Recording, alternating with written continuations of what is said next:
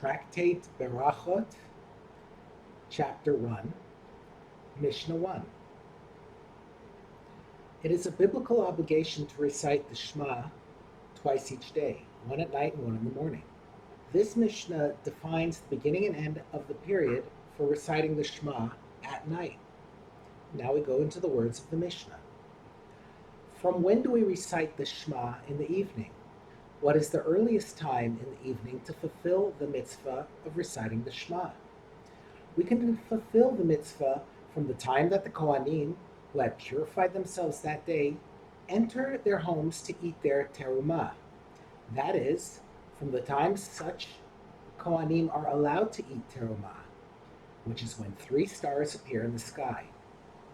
And we can fulfill the mitzvah any time after that until the end of the first watch, i.e., the first third of the night. These are the words of Rabbi Eliezer.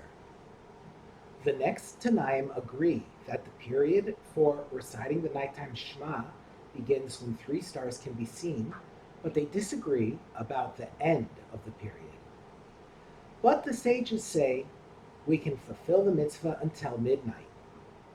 A third opinion, Rabban Gamliel, says we can fulfill the mitzvah until the light of the morning rises, i.e., dawn. The Mishnah relates an incident in which the view of the sages is explained. It happened that Rabban Gamliel's sons came home from a feast after midnight. They said to him, "We have not yet recited the Shema." Rabban Gamliel said to them, "If the light of the morning has not yet risen, you are still obligated to recite the Shema."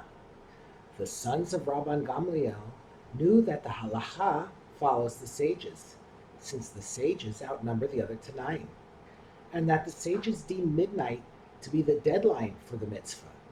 But they wanted to know what exactly the sages meant.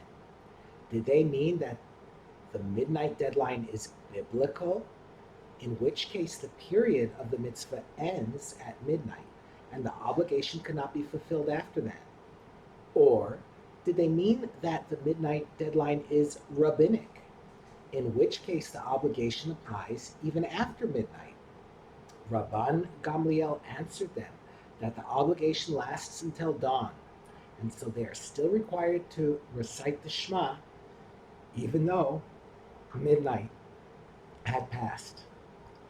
Rabban Gamliel continued by teaching his sons a rule for all cases in which the sages said that the deadline for a mitzvah is midnight.